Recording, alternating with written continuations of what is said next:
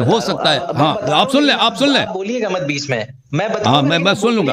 अब मैं सुन लो पहले कि आप ये हदीस नहीं है, उसका फतवा देखो, हदीस नहीं है उसका फतवा, कुरान की आयत नहीं है उसका फतवा, उसके अपने जुमले हैं, ठीक है ना, किसी ने उर्दू में उसको तर्जुमा किया। तो आप क्यों कहते हैं कि आप पे हुज्जत है? अगर ये हुज्जत का क्या मतलब है कि अगर ये अल्लाह के हुक्म के मुखालिफ भी हो ना, सिस्तानी मासूम तो नहीं है, हो सकता, वो खुद भी नहीं कहता कि मैं मासूम हूं, वो खुद भी कहता है कि हो सकता है मैंने गलती की हो, लेकिन उसने वो कहता है अभी मसलन ये चीज हलाल है, ये चीज हराम है, क़यामत के दिन हो सकता है वो हराम हो, ठीक है ना।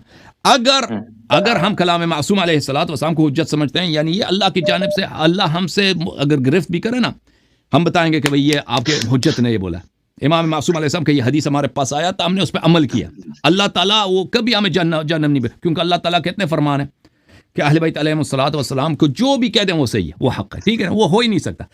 लेकिन तुम एक गैर मासूम के कलाम को छोड़कर गैर मासूम के कलाम को पकड़ के बैठे हो कि हम पे हुज्जत है। इसकी दलील हमें समझा दो, बिस्मिल्लाह। इजाजत है?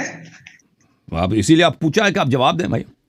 जी खूब, अब जवाब दे रहे हैं। जिस तरह से किसी दूसरे के जवाब देने के लिए आप कुछ मिसालें और तमहीद का इस्तेमाल करते हैं, मैं 3 मिनट चाहता हूँ, 3 मिनट से ज्यादा नहीं लूंगा, मुझे भी तमहीद की जरूरत पड़ेगी, कुछ मिसालों की जरूरत पड़ेगी, बर्दाश्त कर लीजिएगा। अव्वलन ये कि बतौर एक स्टूडेंट, बचपने से जब भी मैंने किसी स्कूल में दाखिला लिया या किसी मदरसे में दाखिला लिया, किसी उस्ताद ने मुझे कोई भी चीज पढ़ाई, किसी की कोई कौल जो बिल्कुल ट्रुथ है किसी भी किस्म का, मैंने उसकी बात को माना और उसको मैं सही पाता हूं। अब मुझे पता है कि उसके पीछे उसकी रिसर्च है। अगर उसने मुझे E=mc² वाला फॉर्मूला बताया है, मुझे पता है कि उसके पीछे की रिसर्च है। इसी तरह से कोई मर्जा जो है वो कोई फतवा या कलाम बता रहा है, तो वो असल में उसका कलाम नहीं है, बस वो उसको शॉर्ट में करके बता रहा है। आप जैसे बताते हैं ये किताब फला किताब में इस नंबर में ये लिखा हुआ है, मैं मानता हूं अगर आप ये चीज मेरे लिए काबिले एतबार हो जाओ, एक बंदे मोमिन हो जाओ, तो मोमिन पे एतबार करने में कोई मुश्किल नहीं है। अगर वो साफ साफ बता दे कि भाई चौथे इमाम अलैहिस्सलाम ने वजू करने का तरीका ये बताया है, मैंने एक किताब लिख दी और उसमें मैंने लिख दिया कि भाई मैंने जो रिसर्च की है उस रिसर्च के हवाले से ये सारे जो मसाइल मैंने अखज़ किए हैं ये अहादीस अइम्मा मासूमीन अलैहिस्सलाम से हैं। अगर मैं इस किताब में सारे के सारे रेफरेंसेस और उसके पीछे के बैठे हुए जितनी भी रिसर्चेज हैं, किताबों के नंबर और सब कुछ लिखना शुरू कर दूं, तो पता चला कि वो 50 जिल्दें हो जाएंगी। इससे अच्छा मैंने शॉर्ट में आपके लिए मेहनत करके एक किताबचा बना दिया है, इसको पढ़ लीजिएगा और इसके अंदर जितने भी मसले हैं उसमें से कोई भी मसले पे आपको शक हो, आप मेरे पास आओ, मैं आपको अहादीस भी दिखाऊंगा, मैं आपको मैंने कैसे मसले को अखज़ किया है वो भी बताऊंगा, जिस मसले का हल मुझे नहीं मिला है उस मसले को कैसे मैंने हल करने की कोशिश की है वो भी बताऊंगा, जिस मसले में मुझे शक है कि ये सही है या गलत है मैं उसके बारे में लिख भी दूंगा कि मुझे इसमें शक है, आप किसी दूसरे के लिए पढ़े लिखे की तरफ आप रुजू करें। और अगर किसी हदीस पे मुझे ऐसा लगता है कि शायद अइम्मा ने हराम कहा हो वो हलाल हो जाए, हलाल कहा हो या हराम हो सकती है, तो फिर उसके लिए मासूमीन अलैहिस्सलाम के अक़वाल मौजूद हैं कि अगर पूरे खुलूस के साथ अगर कोई हमारे फतावे को, हमारी अहादीस को समझने की कोशिश करता है और उसको मफहूम समझने में गलती हो जाए तो वो गुनहगार नहीं है, इसलिए कि उसने पूरे खुलूस के साथ रिसर्च की। हो सकता है इमाम मासूमीन अलैहिस्सलाम ने किसी तक़य्ये के जमाने में किसी और अंदाज में कोई बात कही हो, मेरे समझने में मसला हो गया हो और मैं ना समझ पाया हूं, उसके लिए भी मैं खताकार नहीं हूं। जब इतना ज्यादा ओपनली कोई मर्जा कोई चीज दे रहा है आपको और उसके साथ साथ हर एक चीज पे सवाल करने का आप हक रखते हैं, तो फिर आपको उसको मानना पड़ेगा, क्योंकि आप असल में उसको नहीं मान रहे हैं बल्कि आप मासूमीन अलैहिस्सलाम की अहादीस को मान रहे हैं जिसको उसने आसान जबान में आपके लिए दे दिया है। भाई मैं एक स्टूडेंट हूं, मैं फिर से बोल रहा हूं, मुझे अरबी के बहुत सारे टर्म्स नहीं आते, मुझे फारसी के बहुत सारे टर्म्स नहीं आते, मुझे वो नस क्या होती है और इतने डीप में जाना, सही हदीस कौन सी है, कौन सा रावी सही है, कौन सी किताब इमाम ने क्या तरीका बताया है कि ये हदीस टकराने लगे तो क्या करना है कुरान मजीद से, मुझे कुरान का भी इल्म नहीं, मैं जाहिल आदमी हूँ, इतने डीपली मुझे नहीं पता, मुझे बेसिक मसाइल पता है जो रोजमर्रा मेरी जिंदगी में काम आते हैं। अगर कोई मासूमीन अलैहिस्सलाम के नाम से बता देगा जो पुरानी किताबों में लिखा हुआ है, मेरे पास भी हिल्लतुल मुत्तकीन है उसमें भी लिखा हुआ है, मैं उसको हुज्जियत कहां से आ गई भाई, हुज्जियत कहां से आ गई, हुज्जियत कहां से आ गई जी, हुज्जियत कहां से आ गई? हुज्जियत की बात ही नहीं कर रहा हूं मैं, आप ये अपनी ज़बान मैं आपसे बना के कह रहे हैं कि हुज्जत है। आप जरा खामोश रहिए, जवाब मुकम्मल होने दीजिए भाई। मैं उनको हुज्जत नहीं मानता हूं, मैं ये मानता हूं को हुज्जत नहीं मान रहे। एक सेकंड भाई, इमाम ज़मान अलैहिस्सलाम ने अपनी आखिरी तौक़ी में ये चीज़ बयान की कि उलमा जो है, जो उनकी तरफ रुजू करो जो हमारी अहादीस बयान करते हैं।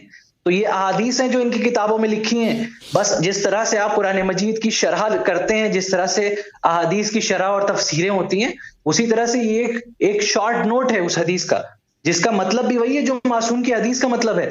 अगर मैं कहूंगा चौथे इमाम अलैहिस्सलाम ने इस वक्त फला मकाम पे फला सहाबी से ये लफ्ज, ये सवाल करने पे ये जवाब दिया, मैं उसको शॉर्ट में कहूंगा कि चौथे इमाम अलैहिस्सलाम ने ये लफ्ज बोला। तो फिर क्या गलत है? दोनों में कोई फर्क नहीं है। और सवाल जो बताने वाला है ये बात, मैं उससे कह सकता हूं कि आपने किस किताब से रेफरेंस निकाला है, वो किताब दिखाओ। वो किताब दिखाने को भी ओके भाई काफी है। आप जवाब सुन लो अपना। देखो भाई, ये सब इतने जितने बातें इन्होंने कहा सब झूठ पर मबनी है। क्योंकि ये देखें, इंसान अगर झूठ बोलना शुरू करे, खता बोलना शुरू करे, तो वो तो भाई झूठ का दरवाजा आप खोलते हैं। आप अपने आप को रब बनाओ ना, अल्लाह बनाओ। जब झूठ ही बोलना है तो सभी बोलना है भाई कि ये मराजे जो हैं, ये भाई ये इनके जो हैं, ये सब आप कह रहे हैं इन्होंने सिर्फ असानीद हज़फ किए हैं। यही कह रहा था ना कि अगर मैं वो पूरा सनद लाऊं ये तो लंबा हो जाएगा। उन्होंने असानीद हज़फ किए हैं, तो उन्होंने सिर्फ कहा कि चौथे इमाम अलैहिस्सलाम ने फरमाया। हालांकि के पूरे तवज़ील मसाइल में एक जुमला भी नहीं है कि मसला इस मसले पे इमाम सादिक अलैहिस्सलाम ने ये फरमाया, इस मसले पे इमाम रज़ा अलैहिस्सलाम ने ये फरमाया। ये क्यों आप इस तरह झूठ बोल रहे हैं? वो तो मुहद्दिसीन का उसूल है, वो तो मुहद्दिसीन का तरीक़ाकार है। किताब मन ला यहज़रुल फ़क़ीह में मरहूम शेख सदूक़ रहमतुल्लाह अलैह ने यही तो काम किया कि उसमें असानीद हज़्फ़ हैं। आपके लिए शेख सदूक़, आप ये जो जितनी बातें आपने कही हैं ना, ये सब के सब शेख सदूक़ पे सादिक़ हैं। शेख सदूक़ ने शियों के लिए किताब मन ला यहज़रुल फ़क़ीह लिखा है, उसमें सब अहादीस हैं, सब रिवायात हैं, और वो उसमें शुरू में गारंटी दे देता है कि भाई ये सब हुज्जत है अल्लाह की जानिब से, और सब ये सही अहादीस हैं, ये सब वो मशहूर मारूफ कुतुब से। भाई माइक्रोफोन से शोर ना करें प्लीज़, माइक्रोफोन से शोर ना इधर ना भेजें, नॉइज़ ना भेजें प्लीज़, थैंक यू सर।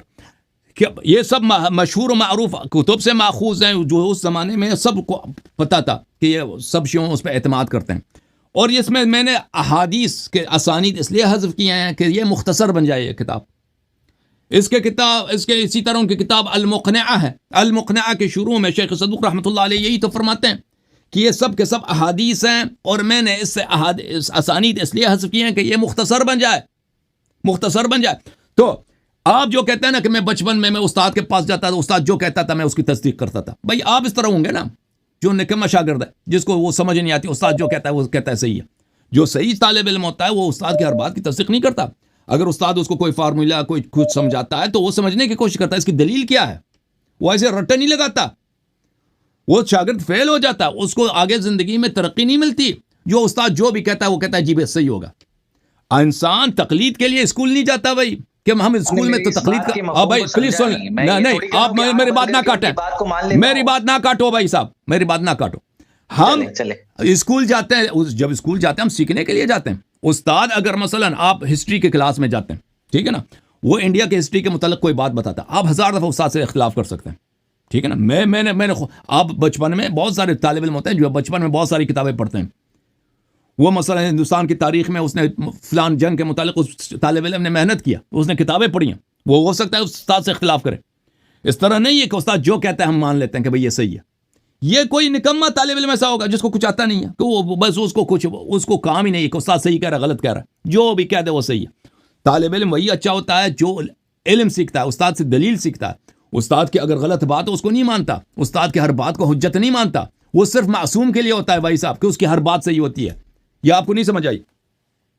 आप कहते हैं कि मराजे ने, ये बात वाज़ेह है और बात सुन लेना, आपकी बात मैंने सुनी है। देखे भाई साहब, मैंने आपकी बात सुनी है, अच्छी बात है, थैंक यू सर। आप जवाब सुन लो, ऑनलाइन सुन लें।